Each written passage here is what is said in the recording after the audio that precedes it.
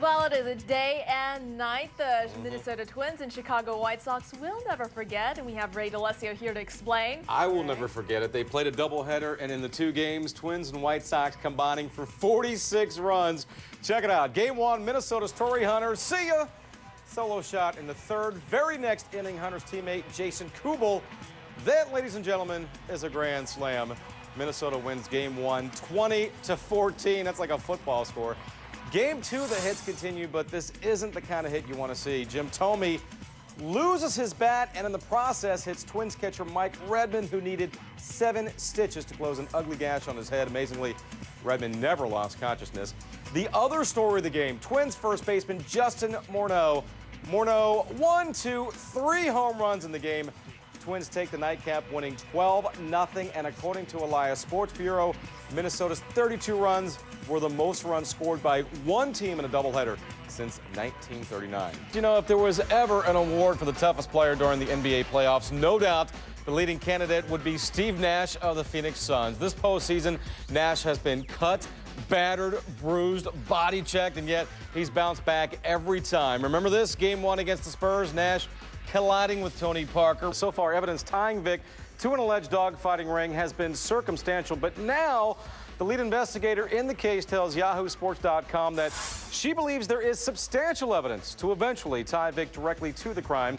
Evidence that includes a possible videotape showing Vic watching matches, as well as eyewitness accounts. Last month, authorities in Virginia uncovered an alleged dogfighting ring on one of Vic's properties. Now, Vic has said he was rarely at the property. No arrests have been made. However, investigators and the local prosecutor plan to meet with authorities on Monday to decide whether charges are warranted. Well, unlike yesterday's game against Italy, the U.S. barely broke a sweat this morning at the World Basketball Championships. And boy, if rims could talk, they'd say, ouch. Against Senegal, check out LeBron James in transition. James, dare I say, the monster dunk. Then James showing off some teamwork. The dish to Antoine Jamison later. More LeBron. Reverse alley. James had 17 points. Chris Bosh leading the way with 20 points, 10 rebounds. And the U.S. advances to the round of 16, winning 103-58. Their next game coming up Sunday against Australia. Now for the latest episode of No PT for T.O. Cowboys receiver Terrell Owens says by returning to practice last week, he aggravated a hamstring injury. Therefore, T.O. vows to remain sidelined until he is 100%.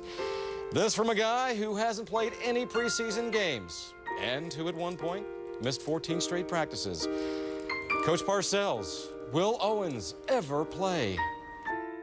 I'm going to have to see something, you know. I wouldn't put a player out there if I have never seen him practice. I mean, that would be crazy. If he wants to see something, he has 10 years of film to go back and look on.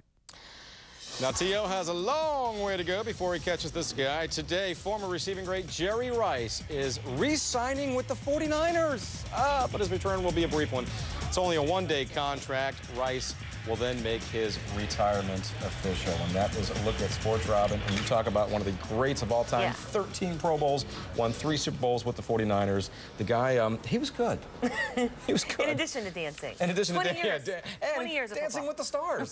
Come on. That was Ty Norris, general manager for Michael Waltrip Racing. Norris really stopping short of calling the whole fuel additive a possible sabotage. Now, there have been reports that it was possibly jet fuel, but some of the people that we talked here to today would not confirm that. You know, me personally, I'm fine, but I tell you what, the players out there, I would not want to be them right now. The conditions are absolutely brutal. The sun's beating down, winds blowing, and the conditions are only going to get worse throughout the weekend. But speaking of Oakmont Country Club, anybody coming out to the U.S. Open this year, they were in for a real treat. Oakmont, one of the most beautiful and unique courses in the country. It features the famed Church Pew bunkers. And then there's the 9th green. Now, this thing is really, really unique. I like to call it, let's say, different.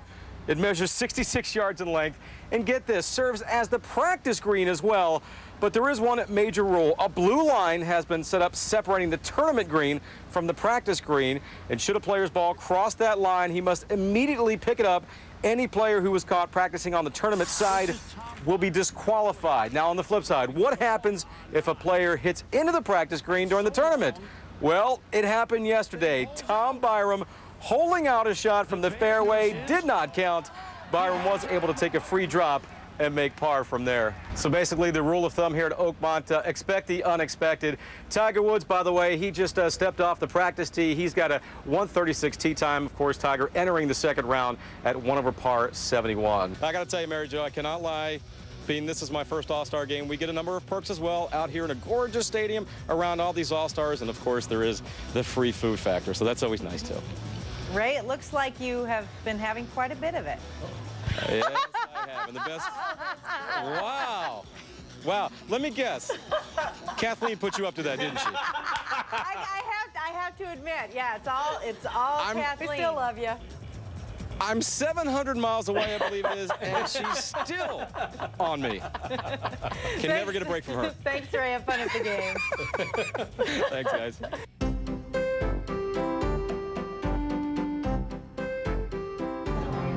Of the 18 teams that hold their spring training in Florida, the sun may be shining the brightest on the Houston Astros.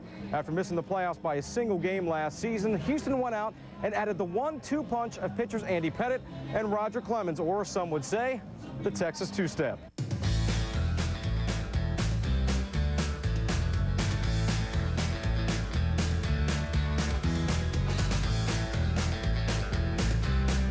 I teased the other guys before. I told them before I got here they could do their media guide with they put it together with a stapler. Now it's got binders and everything.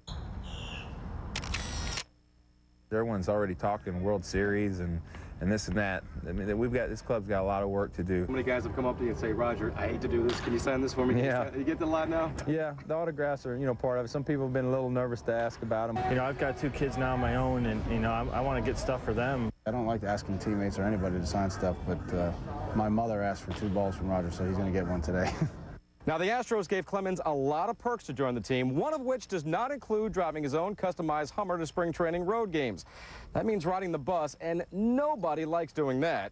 I haven't seen the inside of a Greyhound in about 12 years, but I heard they were nice. They got TVs and, bathrooms on them now. And while the Astros hope Pettitte and Clemens will drive that bus towards the playoffs, surprisingly, neither one will be on the mound come opening day.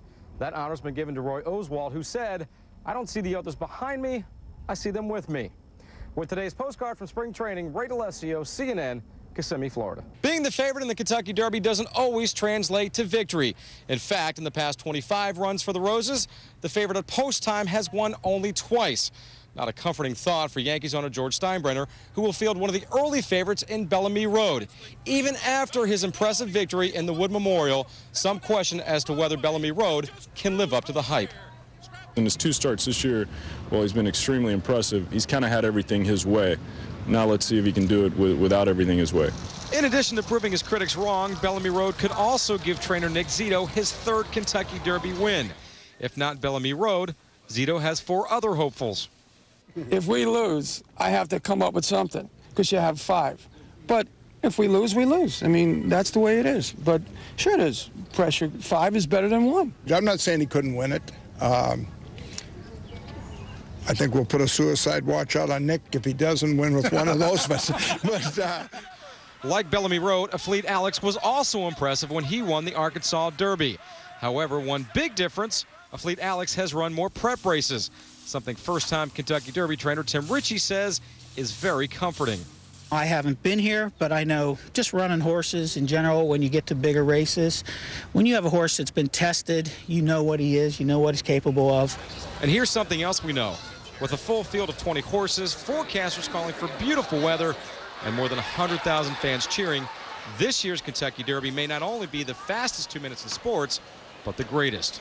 If they got rid of the Derby tomorrow, I'd probably quit training and do something else, because the Derby keeps me going, and I really look forward to this, and that's why I'm in the business, is try to get to the Derby every year. Ray DeLessio, CNN, Louisville, Kentucky. Kevin Harvick's victory here will be remembered for a number of things. The thrilling finish, the fiery crash that followed, and the upset of sentimental favorite Mark Martin, who in 23 tries is still winless at the Daytona 500. I knew sitting on the backstretch, I said, whoever beats Mark Martin today is going to be the worst guy in the racetrack, and but I'll be the bad guy. I don't care. If that's what it takes to win the Daytona 500, we're happy. I probably will feel some sadness somewhere along the line. Right now, I was focused on my job. My heart wasn't broke. I've done this stuff a long time, and I've had a lot worse happen than what happened there in the last 200 yards of this race happened to me. Just the history of Daytona itself and the Daytona 500 is quite an honor to be part of the history books, and to do it the way that we did it today was a pretty wild race, and everything came down to, you know, inches there at the end. Now that he's won the Daytona 500 along with the 2003 Brickyard 400, all Harvick needs is a series championship to complete the Nextel Cups version of the crown jewel. Ray DeLessio, CNN, Daytona Beach, Florida.